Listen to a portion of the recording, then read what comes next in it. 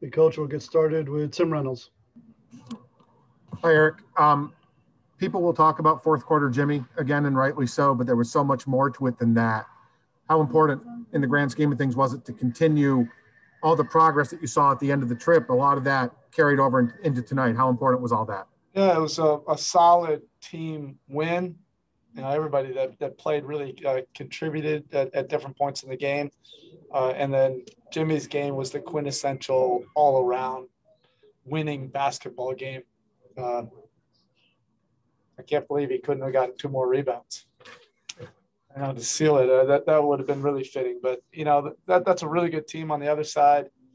And the speed and quickness that they have, you know, particularly defensively, you can get jammed up on some possessions, and you need great players, you know, to be able to make plays down the stretch. And that's what Jimmy did. You know, they switched. We didn't have a whole lot open, and he was just able to make some plays. And obviously, Bam's offensive rebound was big as well. I mean, you're right. Toronto is good, and they have been playing, you know, a lot better, and there's still a long way to go, obviously, in the season.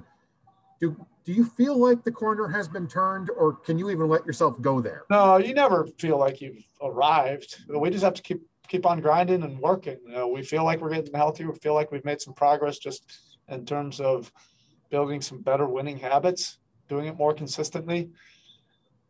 Toronto feels the same way. Both teams, you know, had to deal with the different things, and you know, neither team is where we want to be. You know, at this point, it was a super highly competitive game. You know, we knew we were going to have to play well and do it, you know, for the duration, however long that was going to be. We just have to keep on, you know, committing to getting better. Thank you. Next, we have Ira Winderman.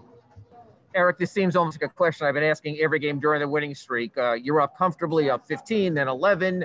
They get within 2, but your team finds a way then to hold them off. Again, the resilience of there are going to be those moments, but what does it say about this team? It's probably even now 3 or 4 games where, unlike really since the Golden State game, you have made a stand.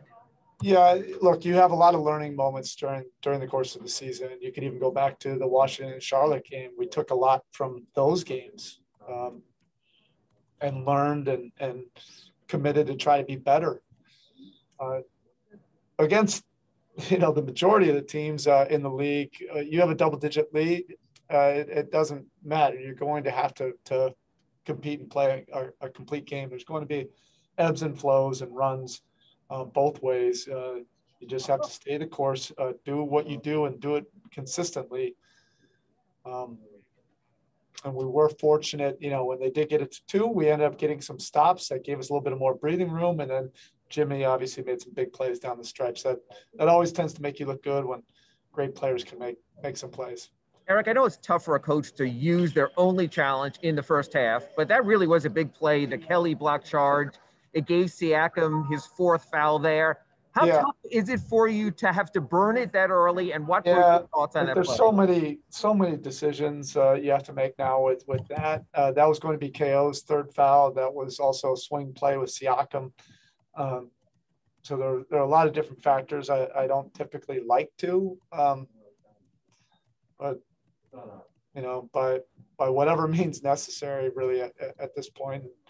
If they overturned it, you know, it might have been a wasted timeout, you know, there. Thank you, Erik. Next, we have Anthony Chang.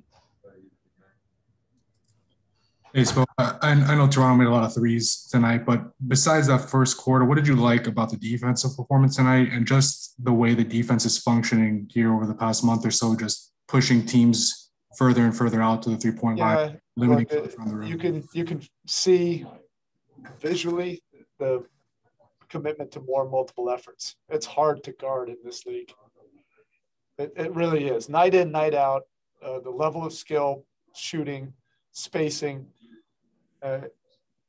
players' ability to draw fouls. It is extremely complex. You have to be sharp in the mind. You have to develop a level of trust that doesn't happen overnight. You have to have some mental fortitude to withstand, different things. And then by all means, you have to make multiple efforts. There's just no way around it. And they made some really tough threes. There was one Van Fleet shot. I was at the hash and he was standing right next to me. We're screaming and yelling, you got to get all the way out there now to 30 feet. But that's the way this league is. Next we have Cooper Moorhead. I suppose zone has been a little up and down this season, but I'm guessing part of the reason it was more effective tonight was because you got to use Jimmy, Bam, and Andre together at the same time. Obviously, Jimmy and Andre hit some shots to grease the wheels to that lineup a little bit, but what did you like of the minutes between those three? Well, just a lot of experience and competitive toughness and IQ with the three of them. They got a great feel for how to win. That matters in this league, and you can't put an analytic on that necessarily. So it's more than the scheme. It's really the commitment to do tough things, defensively. And those guys are winning players. All right, Coach, that's it. Thank you. Okay, thank you.